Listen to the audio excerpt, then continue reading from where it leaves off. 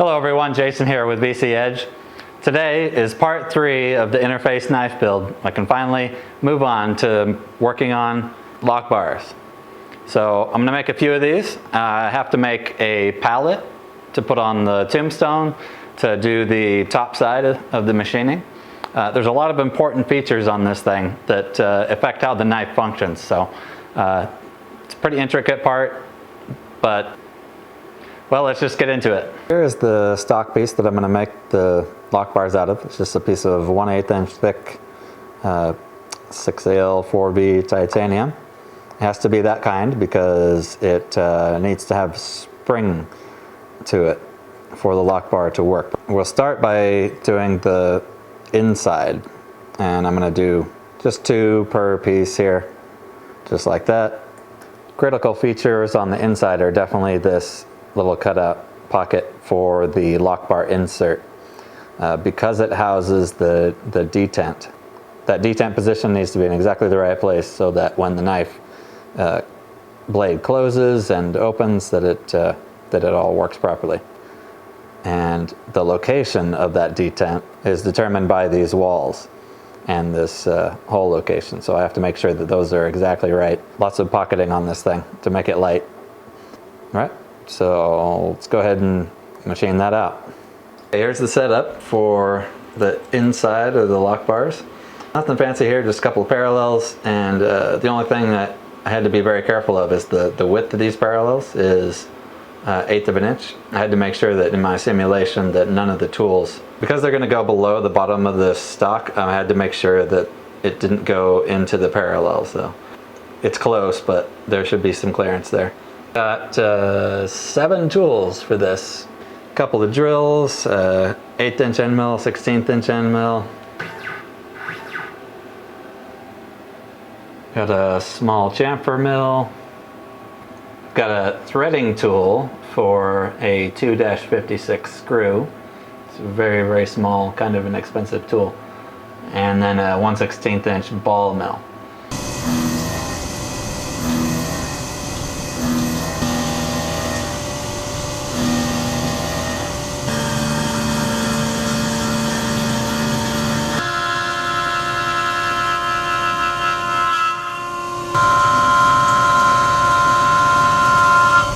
So everything on that sounded really good,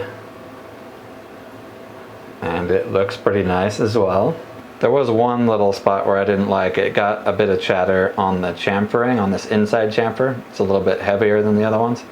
I think I'm just going to change the operation to go before I do the slotting on the outside, so that it's just with this part doesn't have a whole lot of support, so it was vibrating a bit during that chamfering.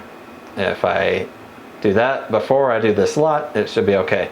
And it's just one extra tool change, but that's what I got that for, right? All right, next up is real simple. Just the little tabs that I left in here. I just got to cut those off and pull these parts out.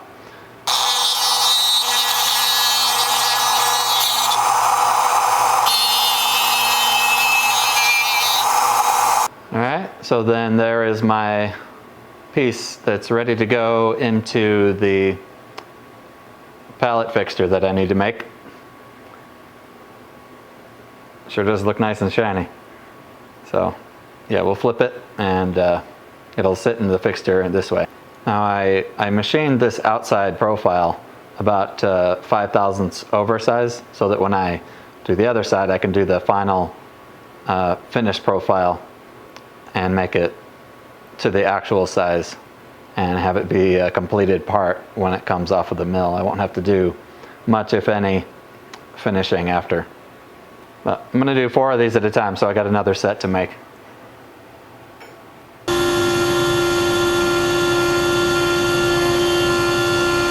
So now that I've got the insides of these all machined out, I need to make a pallet to hold them on the flip side while it's in the tombstone. And to do that, I'm going to use this piece of 1/2 inch thick aluminum. I'm going to face the bottom side, drill in some locating holes for the pins, and then I'm going to have to flip it over, drill the counter bores for the bolts that hold it to the tombstone, and then put it on the tombstone and finish the top side machining so that it's all in place. This is a little bit oversized, so I'm gonna have to cut it down and machine the edges and then do all the machining.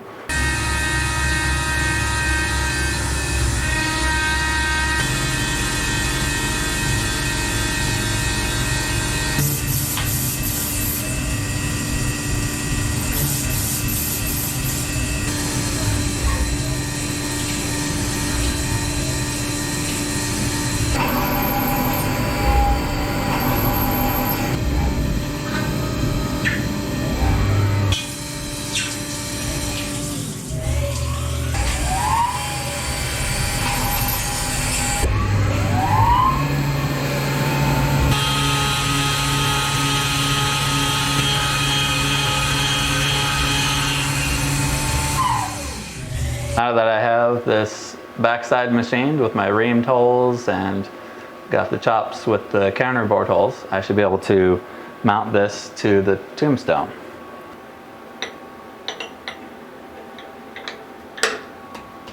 That fits on nice. Okay. Oh, before I tighten this down, I need to set the 0. Forgot about that.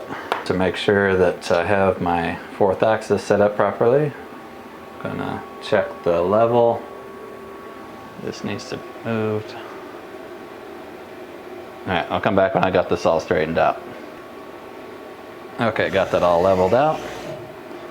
Using this reamed hole as the 0 point and the top here, not anything on the pallet. It'll be the bottom side of the pallet, this face. I haven't exactly decided what torque to put these to. Okay, torque on these, I've decided that 25 inch-pounds seems to be tight enough where it'll definitely hold it, but not so tight where it's gonna start to warp things.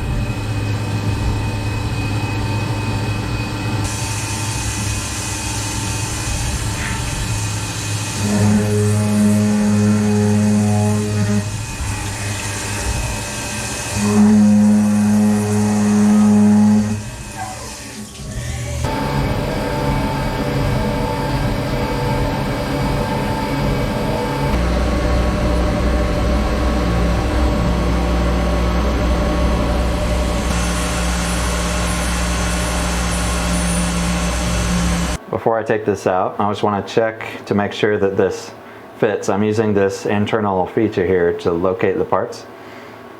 Make sure I've got enough material taken off to the sides. All right.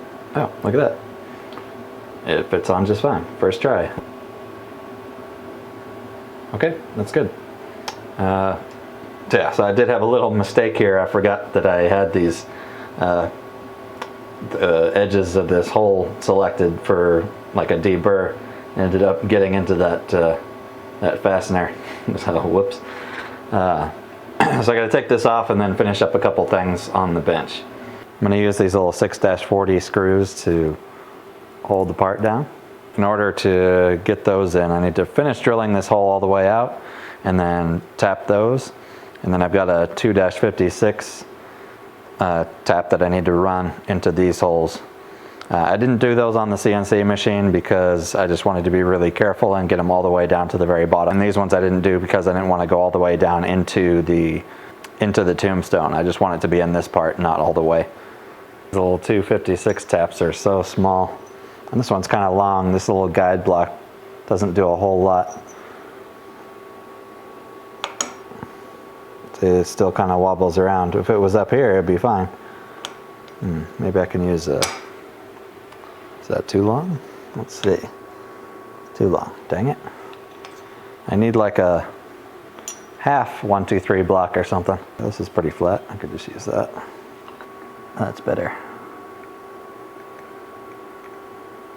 These taps almost take no effort. You can just sort of, with 2 fingers, spin it enough into this aluminum.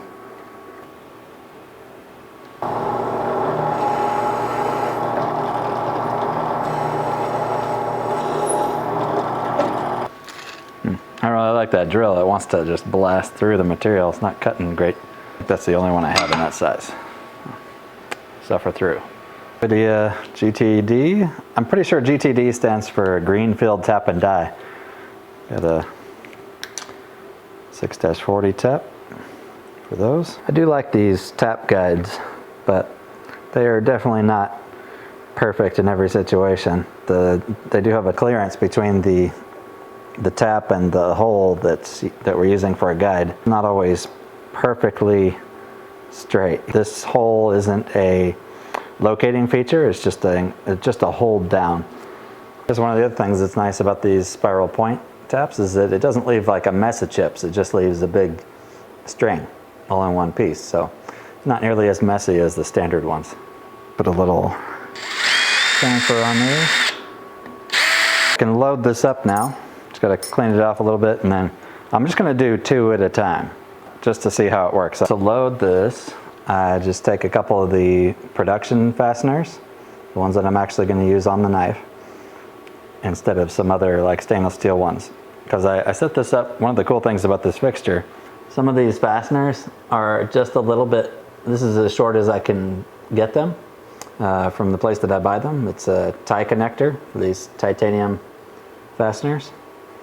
And they're a little bit longer than I need. Well, quite a bit actually. So if I put them in here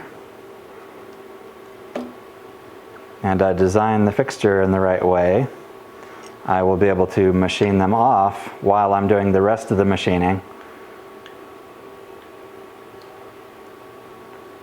So they just sit in there exactly at the right height so that when this part gets machined down, they will be at the right distance, and then I can take them out and they'll be ready to go to put in the knife. And of course I need to make sure this is exceptionally clean before I put it down.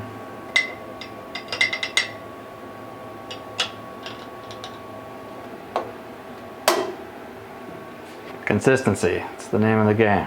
Gotta make sure everything's the same every single time.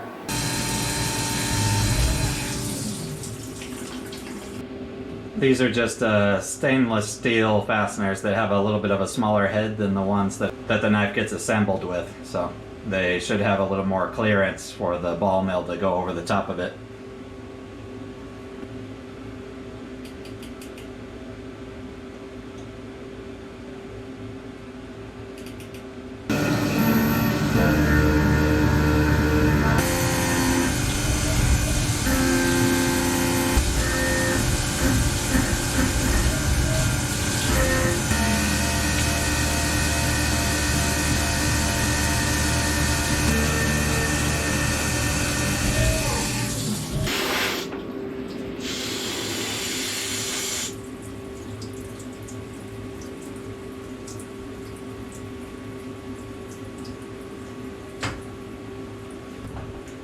Just checking before every tool change to make sure it hasn't come loose or anything.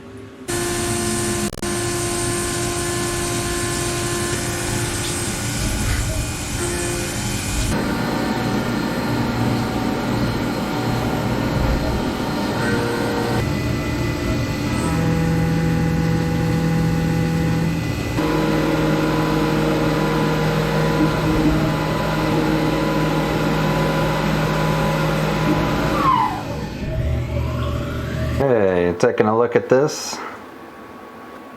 All the finishes look quite nice. Kind of hard to show you this actually, how bright everything is. Just a little bit of a burr. I think I'm going to add a chamfer tool and go around just to break the edge on these little pieces so I don't have to do that by hand. So just want to show you the difference. This one here is one that I did on my old machine, and this is the new one. It is so much smoother. You can see it with the shadows there. Just gotta take these out. The surface finishes are just outstanding. That's really, really good. I might still do a hand finished satin on the edges, but heck, that is a good start. It'll make it really easy to sand out. But that's not bad. All right. Now that this part's all done, the lock bar is looking really amazing. The finishes on it look really good, and I'm just really happy with how these are coming out. The tolerances are spot on. We'll see how they all fit together later on. I'll finish up a few more of these, and I want to move on to, now that I have a few of the titanium parts done, I want to move on to the handles where all these things attach together. That means that we're going to be machining some carbon fiber. It's a bit different from machining titanium. It's going to require me to do a couple of things to the machine just to get it ready for machining carbon fiber, because I need to be able to filter out the dust. I'm going to machine it wet. Most machining that I've seen on carbon has just been dry with, you know, the dust getting everywhere. I want to really try to control it. So I'm going to machine it with the coolant. That's part of the reason I got this stuff. And yeah, I'll have to filter it out. So the next video for the knife build will be the handle scales, as they're called, on the two halves of the knife. Each one is a scale. I've got some things to do to the machine to get it ready first. So with that, I'll see you on the next video.